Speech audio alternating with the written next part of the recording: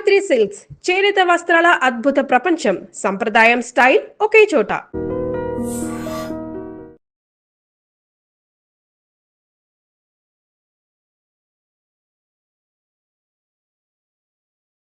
Welcome to I dream. నేను Udayasri. Diabetes, BP ఇవి రెండు చాలా సర్వసాధారణం అయిపోయాయి. వన్స్ ఇవి మనకి వచ్చాయనుకోండి, ఇంకా జీవితాంతం మెడిసిన్ వాడడమే తప్ప ఇంకో ఆప్షన్ లేదని చాలామంది అనుకుంటూ ఉన్నారు. అసలు డయాబెటీస్, బీపీని కంప్లీట్గా రివర్స్ చేయొచ్చా? ఆయుర్వేదంలో వీటికి ఎలాంటి మెడిసిన్ ఉంది? దీనికి సంబంధించి మనకు అవగాహన కల్పించడానికి డాక్టర్ సుబ్రహ్మణ్యం గారు ఉన్నారు. ఆయుర్వేద వైద్య నిపుణులు, అమృతం ఆయుర్వేద నిలయం నుంచి మాట్లాడదాం. నమస్తే sir, welcome to our studio. నమస్తే అమ్మా. అంటే డయాబెటీస్, బీపీ వన్స్ వచ్చిందంటే ఇంకా అది తగ్గుతుంది అని ఇప్పటి వరకు ఎవరూ చెప్పలేదు. చాలా కొద్ది మందే మాత్రం చెప్పారు. అసలు వన్స్ బీపీ, డయాబెటీస్ వస్తే తగ్గుతాయా? ఇప్పటిదాకా వచ్చి మందులు వాడుతుండే వాళ్ళకి తప్ప రాకుండా ఉంది, భవిష్యత్తులో మాకు వస్తుందేమనే వాళ్ళందరికీ రాకుండా చేయొచ్చు. అవునా? అంతే కదా. ఎందుకంటే వాళ్ళకి ఆహారం, జీవన విధానం, ఆయుర్వేదంలో చెప్పిన స్వస్థవృత్త విధానము ఇవన్నీ వాళ్ళు కనుక ఆచరించినట్లయితే బీపీ రాదు, షుగరు రాకుండా చేసుకోవచ్చు. డయాబెటీస్ని ముందే రాకుండా జాగ్రత్తలు తీసుకోవాలి అని అంటున్నారా? అంతే కదా. అంటే 20s to 30s to 40s ఉన్న వాళ్ళే. అవును, ఎవరైనా కావచ్చు. కానీ వచ్చిన వాళ్ళకైతే తగ్గించలేరు. అంతే కదా. వాళ్ళు ఆల్రెడీ ఇప్పటికే మందులు వాడి అది మొత్తానికి మందులమయం చేసేసినారు. శరీరాన్ని కెమికల్ ఫ్యాక్టరీ చేసేసి ఉంటారు.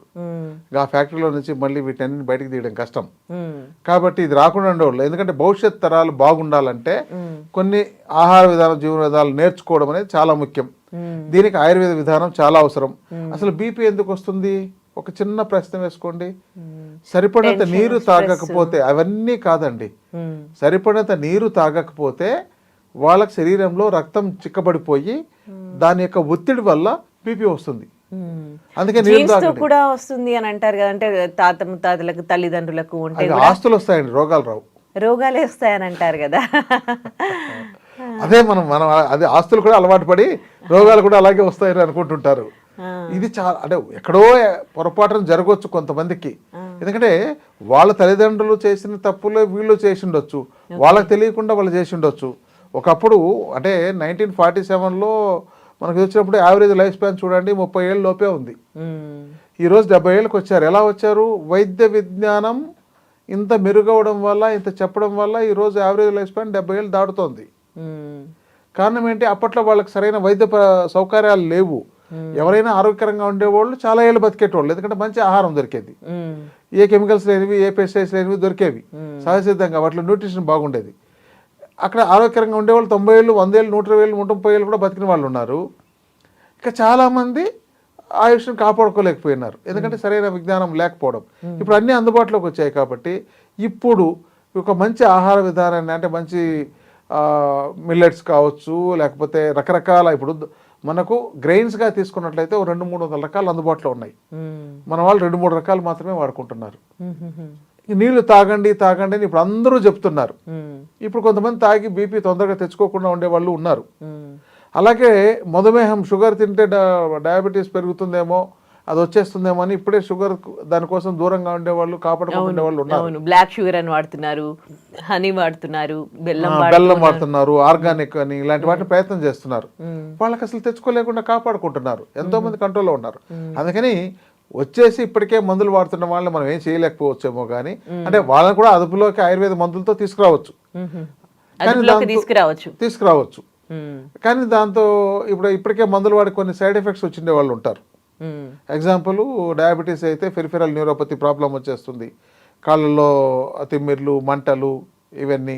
డయాబెటిక్ రెటినోపతి వస్తుంది, కంటికి సంబంధించిన సమస్యలు.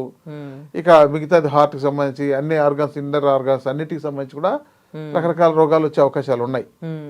ఇది మందులు వాడడం వల్ల వచ్చిన ఎఫెక్ట్ అని వాళ్ళే చెప్తున్నారు, ఎక్కువ కాలం పాటు వాడడం వల్ల. లేకపోతే ఇంకొకరు ఆయుష్ తక్కువ కాబట్టి, లేదంటే ఆయుష్ అయిపోతుంది, ఇది మందులతోనే ఎందుకు మనం ముడిపెట్టాలి అని అనేవాళ్ళు, రకరకాల ప్రశ్నలు ఉంటున్నాయి.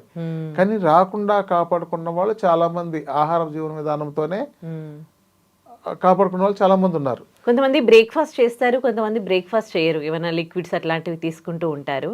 అసలు ఆహార విధానం అనేది మార్నింగ్ నుంచి ఈవినింగ్ వరకు ఎట్లా ఉండాలి? మార్నింగ్ బ్రేక్ఫాస్ట్ లేకుండా, అంటే ఆకలి వేసినప్పుడు తినాలి అని కొంతమంది చెప్తారు, లేదు పొద్దున మధ్యాహ్నం రాత్రి 3 పూటలు తినాలని కొంతమంది చెప్తారు. అసలు అంటే నలుగురు 4 విధాలా చెప్పేసరికి ఎలా తినాలి ఏంటనే దానికి సంబంధించి ఎవరికి ఒక క్లారిటీ అనేది రావట్లేదు. చాలా మంచి ప్రశ్న అండి మీరు అడిగింది. ఇప్పుడు ఆకలి వేసినప్పుడే తినాలి కదా. ఆకలి లేనప్పుడు ఇంతకుముందు తిన్న జీర్ణం కాకుండా ఉండగానే ఇంకెవరో తెచ్చిచ్చారు, స్వీట్ ఇచ్చారు, లేదా ఫంక్షన్ అయింది అని చెప్పని తినడం కరెక్ట్ పద్ధతేనా? కాదు కదా. ఆకలి వేసినప్పుడే తినాలి. రెండవది, బ్రేక్ఫాస్ట్ ఏం తినాలంటే ముందు మనకు ఒక ప్రకృతి ఆహారం ఇచ్చిన విధానాన్ని పరిశీలించండి. మనకు ఇమ్మీడియట్గా తినగలిగేది ఏమున్నాయి మనకు? ఒకవేళ వెంటనే మీరు తినగలగాలంటే ఫ్రూట్స్. ముందు మీరు ఫ్రూట్స్ తినండి. ఉదయం లేవగానే మీరు ఫ్రూట్స్ తినండి. మధ్యాహ్నం గింజ ధాన్యాలు, ఆకుకూరలు ఇవి మీకు అందుబాటులో ఉండి మీరు తీసుకొని తినండి. సాయంత్రం మీరు కూరగాయలు మీ యొక్క తోటలోనో మీరు ఎక్కడో సెలెక్ట్ తీసుకొచ్చి కోసి దాన్ని ఫ్రైలాగా చేసుకుంటారా, ఉడకబెట్టుకుంటారా, మసాలా పెట్టుకుంటారా, వాటిని తినండి. ఇది ఎవరికి మామూలుగా ఇలా సోఫిస్టికేటెడ్గా పనిచేసుకుంటూ ఆఫీసుల్లో తిరుగుతూ ఏదో చిన్నపాటి జాబ్స్ చేసుకుంటున్నో, లేకపోతే ఎక్కువ శ్రమ లేకుండా ఉండే వాళ్ళు చేసుకునేది. బాగా శ్రమ చేసే వాళ్ళు అయితే వాళ్ళు తినొచ్చు, 3 పూటలు తినొచ్చు, అవసరమైతే 4 పూటలు తినొచ్చు. కానీ కొంతమంది ఎక్కువ గ్యాప్ ఇచ్చేసి ఎప్పుడు ఉదయం నుంచి తినకుండా సాయంత్రం ఒకేసారి పొట్ట సాగిపోయేటట్టు తిన్నారనుకోండి, పొట్టలు సాగిపోతాయి. కొంతమంది ఏమో నీళ్లు కూడా అంటే 5 లీటర్స్ ఎవ్రీడే తాగాలంటారు. అలా ఏం లేదండి, దాహం వేస్తూనే ఉంటుంది, తెలుస్తుంటుంది. దాన్ని బట్టి మనం నీటిని తీసుకోవాలి. అంతేగాని అలాని పర్టికులర్గా రోజుకి 5 లీటర్లు తాగాలని బలవంతంగా అతిగా పానం చేయడం కూడా ఒక రాంగ్ అయిన కాన్సెప్టే అనమాట. అందుకని ఇక్కడ సత్యం ఒకటి ఉంటుంది, నిజాలు ఒకటే ఉంటాయి, అబద్ధాలు అనేవి చాలా లక్షల్లో చెప్పచ్చు. అందుకని మీ శరీరం ఏది అడుగుతుందో అది ఇవ్వండి. నీరు అడుగుతుంది, ముందు నీరు ఇవ్వండి. ఆహారం అడుగుతుంది, ఆహారం ఉదయం లేవగానే మీరు ఇప్పుడు లేవగానే వండుకొని తినేయడానికి మీకు 8 గంటలకో 9 గంటలకో పట్టొచ్చు టిఫిన్ తయారవడానికి. కానీ మీకు అప్పటికి ఆకలేస్తుంది అనుకోండి, అప్పుడు ఏం చేయాలి? మీరు రెడీమేడ్గా ఫ్రూట్స్ ఉండేవి మీరు పెట్టుకొని తీసుకోవాలి. లేదంటే మనం ముందు రోజు ప్రిపేర్ చేసుకున్న జావల్ లాంటివి తీసుకోవాలన్నమాట. మనకు సద్దన్నము కాన్సెప్ట్ ఉంది కదా ఇప్పుడు, సో అలాంటివి తీసుకోవచ్చు. ఇక మధ్యాహ్నం మంచి లంచ్ చేయండి, రాత్రి బాగా ఫైబర్ ఉండే ఆహారం తీసుకోండి. అందువల్ల ఉదయం లేవగానే సక్రమంగా విరేచనం అవుతుంది. ఈ గ్యాస్, ఎసిడిటీ, ఇండైజెషన్ లాంటివి రాత్రి ఈ యొక్క మాంసాహారాలు కానీ, ఎక్కువ ఆహారం కానీ, మిక్స్డ్ పదార్థాలు కానీ తింటే రాత్రిపూట సక్రమంగా జీర్ణం కాక, ఉదయం సరిగ్గా విరేచనం కాక శరీరంలో ఆహారం కూలిపోయే అవకాశాలు ఉంటాయి. అందుకని మంచి ఆహారాన్ని మనం సెలెక్ట్ చేసుకోవడం, సరైన జీవన విధానాన్ని ఆచరించడం ద్వారా అసలు రాకుండా కాపాడుకోవచ్చు. ఇంకోటి, మీకు షడ్రుచులు ఉన్నప్పుడు మీరు ఒకే రుచికి ఎక్కువ ప్రాధాన్యత ఇవ్వడం కూడా తప్పు. ఇదన్నీ సింపుల్గా అందరికీ అర్థమయ్యే విధంగా చెప్పడానికి చెప్తున్నా అండి. ఇక మళ్ళీ ఇది డయాబెటీస్ అంటే డయాబెటీస్ 2 రకాలు, దాంతో మళ్ళీ ఇంకొక అదనంగా వచ్చే 2 రకాలు, టైప్ 1, టైప్ 2, అది గెస్టేషనల్ డయాబెటీసు, జూనియల్ డయాబెటీసు, ఇలా ఒక ఇది చెప్పారు. మాకు ఆయుర్వేదంలో ఒక 20 రకాల మధుమేహాలు చెప్పారు. దాంతో ఒక 16 రకాల మధుమేహాలు అనేవి తగ్గుతాయి, ఒక 4 మేహాలు తగ్గవని చెప్పే విధానం ఇవన్నీ ఉంది. ఈ సబ్జెక్ట్ అంతా సామాన్యులకు అవసరం లేదనమాట. అలాగే రక్తచాప అంటారు, బీపీ అనేది, ఇది అసలు ఎక్కడ చర్చించరు ఆయుర్వేద శాస్త్రంలో. ఎందుకంటే ఎవరైతే జీవన విధానం సక్రమంగా ఆచరిస్తున్నారో, అంటే సరిపడినంత నీటిని తీసుకుంటున్నారో వాళ్ళకు బీపీ వచ్చే అవకాశాలే తక్కువ లేవు. అందుకనే ఆ సబ్జెక్ట్ని డిస్కస్ చేయట్లేదు. కానీ ఇక్కడికి వచ్చేసరికి చాలా మంది బీపీ టాబ్లెట్కి అలవాటు పడిపోయారు. ఎవరైనా అడగండి, ఒక 50 ఏళ్ళు దాటిన వాళ్ళు ఒక బీపీ టాబ్లెట్ అయితే ఏది లేకపోయినా మెయింటైన్ చేస్తారు. ఇక కొంతమందికి అయితే ఇప్పుడు 100లో 25 నుంచి 30% మందికి డయాబెటీస్ వస్తుందని, ప్రీ డయాబెటీస్ ఉంది అని, ప్రీ డయాబెటిక్లో మందులు వాడకూడదు. ఈ విషయం చాలా మందికి అర్థం కాదు. ఎందుకంటే అది ఇంకా మధుమేహం కంట్రోల్ లేని స్థాయికి వెళ్ళలేదు. అది అదుపులో ఉంది, బట్ మీకు బార్డర్లో ఉంది అని అర్థం. కానీ అక్కడే మందులు వాడుతున్నారు. దీనివల్ల కొన్ని ఇతర సైడ్ ఎఫెక్ట్లు వచ్చే అవకాశాలు ఉంటాయి. ఇక బీపీతో చూడండి, ఒకవేళ సరిగా కంట్రోల్ కాకపోతే వాళ్ళకు పెరాసిస్ లాంటివి రావడం, స్ట్రోక్ లాంటివి రావడం, కిడ్నీలు ఫెయిల్ అవ్వడం, ఇలాంటివన్నీ ఉంటాయి. మళ్ళీ కిడ్నీలు ఫెయిల్ అయిన తర్వాత మాకు ట్రీట్మెంట్ కావాలని వస్తారు. అది కూడా రకరకాల ట్రీట్మెంట్లన్నీ చేసుకొని పూర్తిగా హీనమైపోయిన తర్వాత, పూర్తిగా నాశనమైన తర్వాత వస్తున్నారు. అదే ముందుగా వస్తే, ఎందుకంటే కిడ్నీ క్రియాటిన్ 4-5 ఉన్నప్పుడు కూడా ఆయుర్వేదం తగ్గిస్తోంది. బాగా తగ్గించి మళ్ళీ కొంతకాలం వాళ్ళ యొక్క లైఫ్ స్పాన్ని పెంచుతోంది. మరి అదే ముందుగా అదే వాడి ఉంటే అసలు అలాంటి పరిస్థితి రాదు కదా. ప్రీ డయాబెటిక్లో కానీ అదే అంటే బీపీ కానీ ఇంకా వస్తుంది అని అనుకుంటే ఆ టైంలో ఆయుర్వేదం మెడిసిన్ వాడితే ఎట్లా ఉంటుంది? చాలా బాగుంటుందండి, అద్భుతంగా ఉంటుంది. ఇంకా అసలు రోగమే రాకుండా ఉంటుంది, రోగమే లేకుండా ఉంటుంది. ఓకే, బార్డర్లో ఉన్నప్పుడు. అవును, అది అనుభవపూర్వకంగా చూడాలి. ఎందరో చాలా మంది వాళ్ళ ఒపీనియన్ పక్కింటి వాళ్ళని ఎదురింటి వాళ్ళని చూసి చెప్పేది కాకుండా మేము మా దగ్గరకు వచ్చిన వాళ్ళని చాలామందిని చూసి వాళ్ళకు మందులు ఇచ్చి వాళ్ళకి ఇలా చేయండి, ఇలా జీవన విధానం ఆచరించండి అంటే కొంతమందికి అసలు ఆ డయాబెటీస్ లేకపోయిన వాళ్ళు ఉన్నారు. అందుకని ఇవన్నీ కూడా మన ఆహార విధానం మీద ఆధారపడి ఉంటుంది. మీరు ఆహార విధానం అంటున్నారు కాబట్టి ఇందాక షడ్రుచులు అని కూడా అన్నారు. అంటే అన్ని ఆహార పదార్థాలు తీసుకోవాలి. అందులో ముఖ్యంగా కాకరకాయ ఉంది కదండి, అంతకుముందు రెగ్యులర్గా చాలా మంది తినేవాళ్ళు, ఇప్పుడు తినేవాళ్ళు తగ్గిపోయారు. ఒకవేళ కాకరకాయ వండారనుకోండి, అందులో ఉన్న చేదంతా తీసేసి దాన్ని స్వీట్ లాగా చేసుకొనో లేకపోతే డీప్ ఫ్రై చేసుకొనో తింటారు. అసలు కాకరకాయని ఎట్లా తినాలి? కాదండి, తినగా వేము తీయగనుండు, నేల వేమని అంటారు.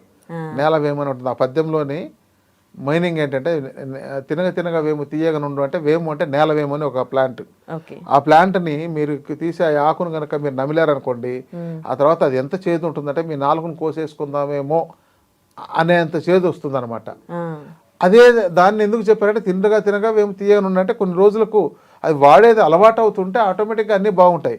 కాకరకాయ జ్యూస్ని తాగే వాళ్ళు ఉన్నారు, కాకరకాయ నమిలి తినేసే వాళ్ళు ఉన్నారు,